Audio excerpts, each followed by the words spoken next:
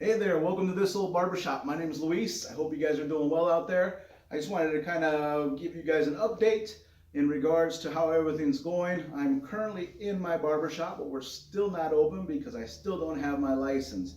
We're about three and a half months out. We're hoping mid-August. Pass the test and then we'll get going and get doing haircuts here in the shop. I'm super excited about it. We've been working on the shop next door. Eli's really killing it over there, kind of redesigning everything. We're really eager to kind of get things going, and we're prepping now for when I graduate from barber school. But in the meantime, since I can't open up my barbershop doors yet, I wanted to kind of do student review, on these tools that we get, that we buy, that we're told to buy. Now, when I first got into school, I was given a small picture of what I could pick up, what I should pick up, and what I needed to pick up. And it was only about 4 or 5 tools. And when it comes down to it, you really only need 2 to 3 tools in regards to machines that you're using for clippers, edgers, razors or whatnot like that. So I wanted to kind of do a quick review on one of the biggest pieces of hardware that has been around a really long time.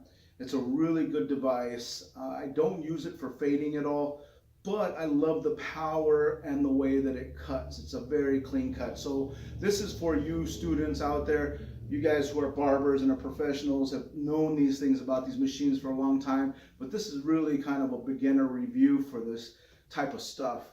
Simply because I'm barely into it 6 months myself, so there are all kinds of new things. What's kind of cool is the industry I was in before, which was the vape industry. We kind of got to do a lot of reviews on different hardware that we got in new devices. So I kind of have a little bit of experience of looking at a tool and kind of seeing what's good about it, what isn't good about it, how it performs and how it doesn't perform.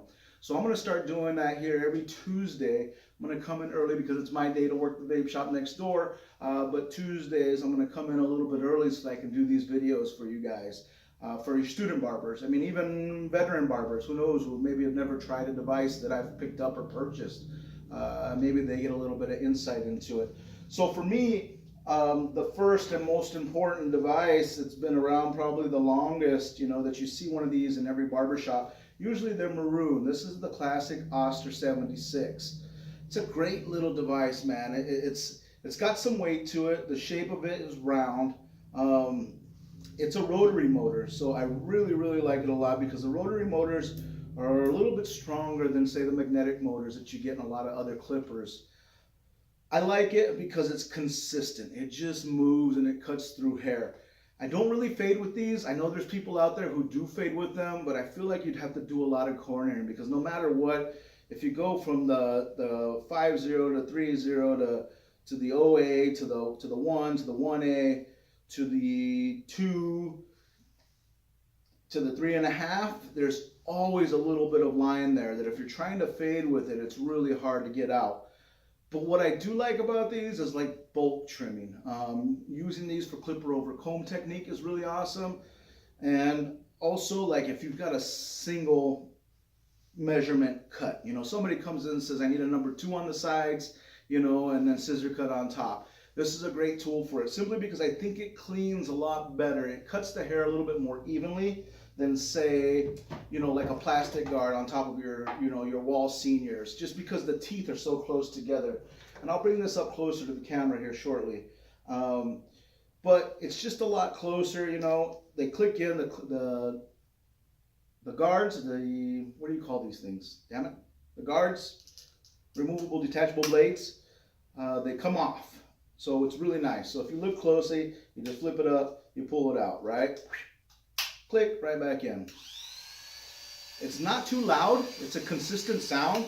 I like it. 3.5 is probably my favorite.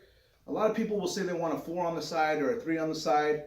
And a lot of people will use the plastic guards. But what happens with the plastic guards, in my opinion, especially with really flat, straight, fine hair, when you go to cut up with it, the hair doesn't always lift because there's not enough plastic pushing up the hair in order to catch it. So you get a lot of missed spots. I mean, you'll see that when you're doing like the tops of heads and stuff, the plastic guards. So you kind of have to go multiple directions in order to kind of push the hair. Sometimes you got to feed a comb through it before in order to push the hair up to cut through it.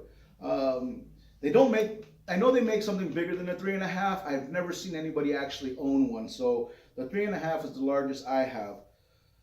But because the teeth are so close together, let me show you, let me get a little bit closer to the camera. Because the teeth are a little bit close together, you can actually get in there and it really lifts the hair up and it cuts very, very clean. So I like that a lot. I like that the blades are removable. They come out really easy. It's just an overall great device. So if you're in barber school, it's something you definitely want to pick up if you don't have one. I've used other ones. I've used like the Andis. There's just a little bit trickier, some of them. This one just feels clean, feels really, really nice. I like this one a lot. I'll give you some insight into what I don't like about it. The weight. The weight's a little bit heavy, you know. Over time, I can see this thing getting tired if you're fading with this thing. So a lot of people don't fade with them because of that. The other thing I don't like is if you look closely in here, now this is messy because I do use it quite a bit, is there's 2 screws in here. Now I'm not sure if it happens with all of them, but this is kind of a special edition one. It's got the wood grain or whatever, but I found that these screws kept backing themselves out. So I'd sit here and be working on a customer, right? All of a sudden these blades would start chattering because they're not sitting right. So I have to go in the middle of a cut, tighten these things down. Now what I did is I took some, not JB Weld, but something like a Loctite, you know, something they use in mechanics, and I actually put some in there and then I screwed it down. Now let me give you a heads up on that. If you do that, you're going to want to put a little bit on your screws and then screw them in. Don't pour a bunch in there, because what I did is I ended up jamming up my gears in here. It actually bonded the metal to the plastic in there. Fortunately, I was able to get it out. You know, I'm not afraid to work on something, to pull something apart. So I was able to kind of take it apart. I'm pretty sure that if it was messed up, I could have just replaced that piece and it would have been a nominal fee in comparison to having to buy a whole new device. The classic Oster 76, great little device. I like it a lot. I recommend it for everybody. You should have one at your barber station. If you don't, if you pick one up, I think you're really going to like it, just because it's clean, because it's even. And it's the classic, man. It's been around a long time. Anyway, so I'm going to be coming to you guys every Tuesday from here on out, up until I graduate, and probably even after that, and just kind of show you these tools for student reviews on the tools that we're using. All right, guys, my name is Luis, and I'll see you next time at this old barbershop.